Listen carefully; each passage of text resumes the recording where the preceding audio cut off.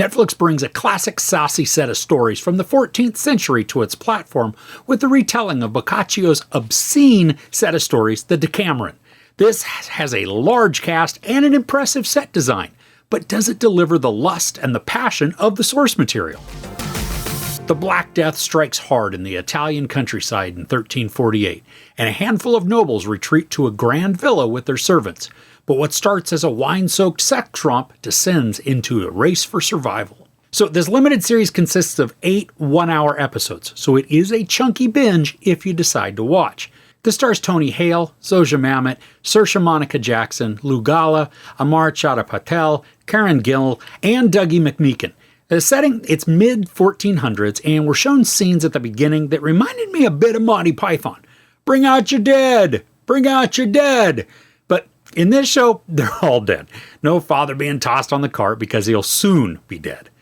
The central plot is that several people all travel to this huge villa with their servants to wait out the plague.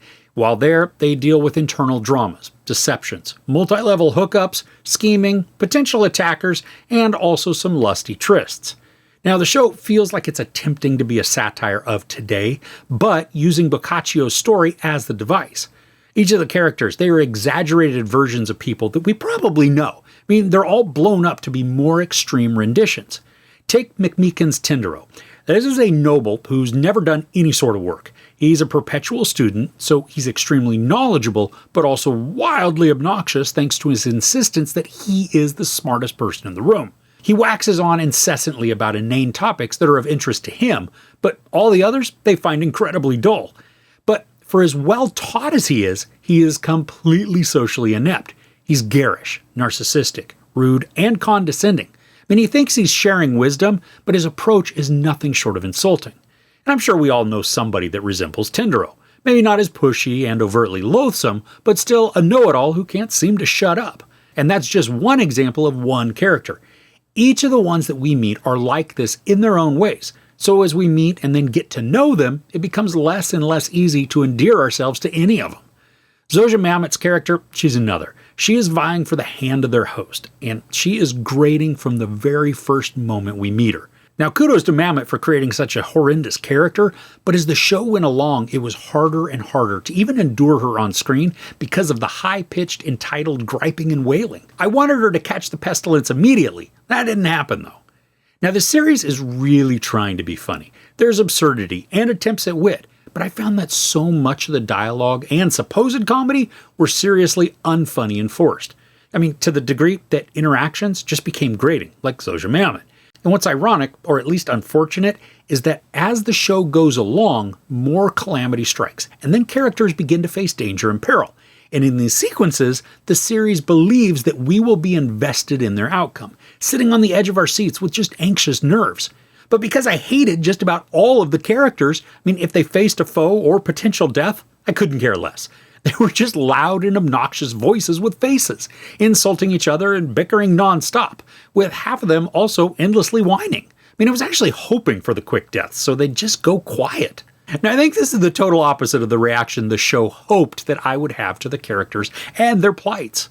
To be fair, there were a couple of times that I did chuckle. You know, a situation could be clever, or a character may actually execute a line that landed. That wasn't the norm, though. And because this is based on some controversial stories, and then the fact that Netflix has been billing this as a sexy romp through the Middle Ages, I kind of expected some risque flings and semi-steamy situations. Now, there is some sex. We have a horny group of people all holed up in a lavish castle with plenty of booze, so they do get handsy. But this barely ever gets romantic, erotic, or steamy. I mean, most of the time, the interactions are lackluster and they feel cold and sterile, just resulting in a complete lack of intimacy or connection between the players.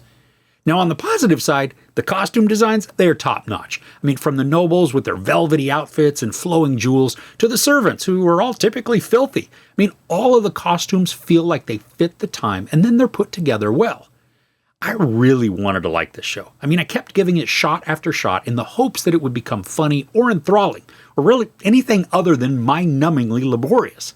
Even towards the end, when some urgency begins to take hold with the plot, by this time, I was just hoping for a merciless death on all that were on the screen, regardless if they deserved it or not.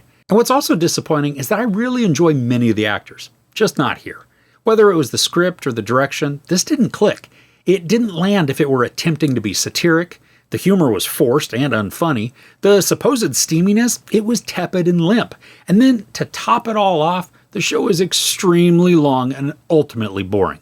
I almost tapped out about halfway through, but I decided to stick it out so that you don't have to. There's sex, little nudity, a lot of profanity, and a bunch of violence.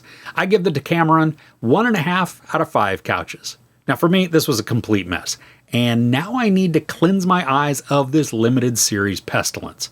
So what are you watching lately? Anything good that you can recommend to me, please? Let me know in the comments below. If you enjoyed this review, please give it a like. Also, don't forget to share and subscribe. I'm Chris. This is Movies and Munchies. Thanks for couching with me.